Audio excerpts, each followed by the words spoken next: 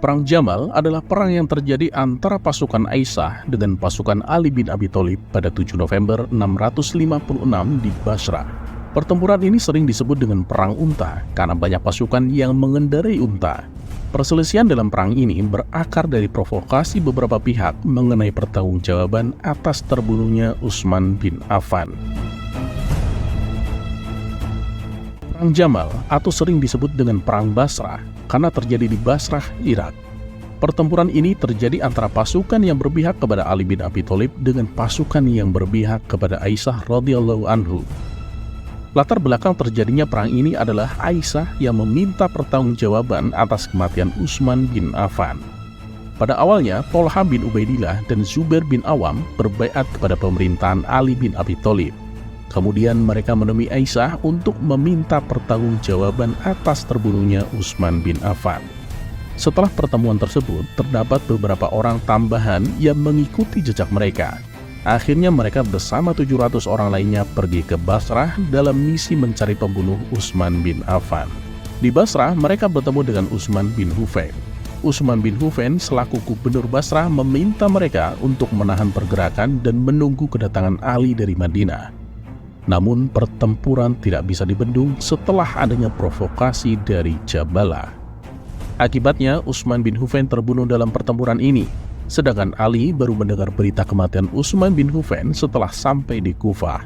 Ia langsung mengumpulkan 10.000 pasukan.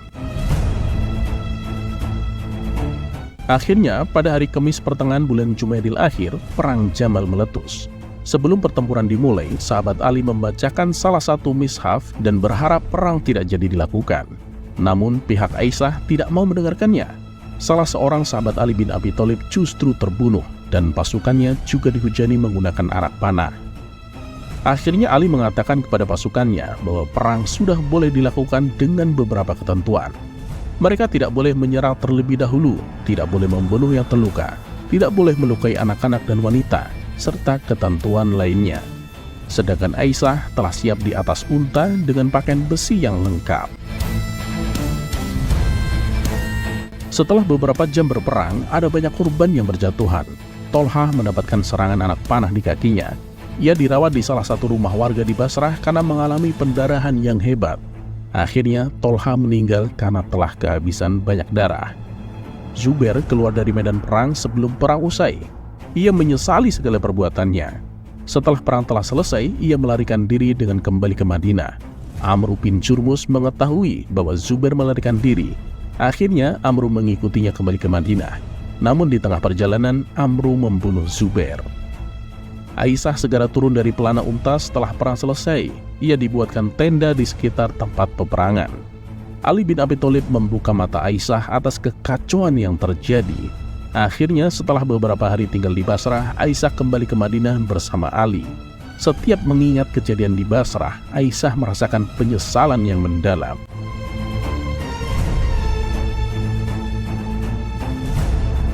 Khalifah Ali lahir pada tanggal 13 bulan Rajab. Nama aslinya adalah Ali bin Abi Thalib. Ada sejumlah perbedaan pendapat antara mazhab satu dengan lainnya, antara aliran satu sama lain, mengenai urutan kekhalifahan setelah Nabi Muhammad SAW meninggal. Namun pendapat yang lebih universal menyatakan bahwa sahabat Ali merupakan khalifah keempat setelah masa kepemimpinan Utsman bin Affan. Ada banyak keutamaan yang dimiliki oleh Ali. Salah satu hal yang membuatnya terkenal adalah ia pernah menggantikan Nabi Muhammad SAW untuk tidur di ranjangnya ketika Nabi Muhammad SAW melakukan hijrah diam-diam. Ayat-ayat dalam Al-Quran terkait keistimewaan Ali bin Abi Thalib diantaranya adalah ayat ke-61 surah Al-Imran dan penggalan ayat 33 surah Al-Ahzab. Selama hidupnya, ia mengikuti hampir semua peperangan yang dilakukan Nabi Muhammad, kecuali perang Tabuk. Kala itu ia diminta oleh Nabi Muhammad SAW untuk menjadi wakil beliau di Madinah.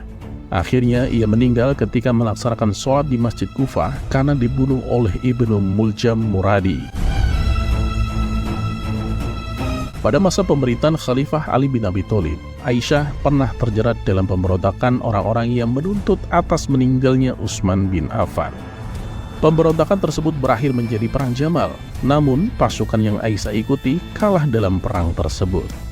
Setelah kekalahannya, Aisyah radhiyallahu anhu diantar kembali ke Madinah oleh Muhammad bin Abu Bakar.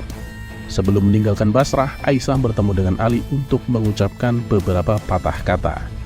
Ia juga berpesan kepada beberapa pasukan yang masih tinggal di sana bahwa apa yang telah terjadi sebelumnya merupakan kesalahpahaman. Biarkan masa lalu tersebut menjadi pembelajaran di masa depan. Dampak paling nyata dari Perang Jamal adalah jumlah korban yang terbunuh. Abu Qasama dari Wahab bin Jarir meriwayatkan bahwa jumlah pasukan Basrah yang terbunuh mencapai 2.500 orang. Sedangkan riwayat lain menyebutkan bahwa jumlah korban dalam Perang Jamal berkisar antara 2.500 hingga 6.000 orang.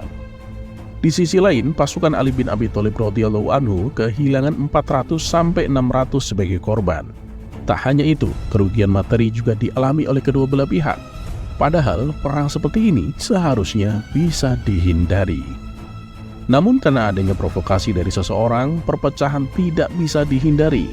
Penyesalan mendalam yang dirasakan oleh Aisyah juga merupakan dampak dari pecahnya peperangan ini. Setiap perbuatan pasti memiliki dampak yang entah baik atau buruk terhadap individu yang melakukannya. Ada beberapa hikmah yang bisa dipelajari dari Perang Jamal. Pertama, akan selalu ada tokoh yang berusaha membuat perpecahan dalam Islam.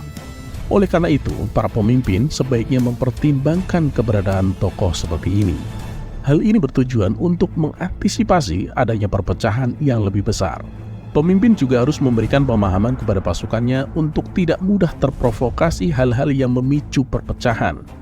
Selain itu, kita sebagai umat Islam juga harus memahami dengan baik tarbiyah dan dakwah yang telah diajarkan oleh para ulama. Hal ini sangat berguna untuk memerangi kejahatan yang terstruktur. Biasanya, musuh Islam menargetkan kelompok-kelompok dari kalangan orang miskin dan kurang berpendidikan. Kelompok ini akan lebih mudah diprovokasi. Oleh karena itu, kita harus membekali diri kita sendiri dengan ilmu keislaman yang benar. Dakwah Islam memang selalu diiringi dengan berbagai ujian.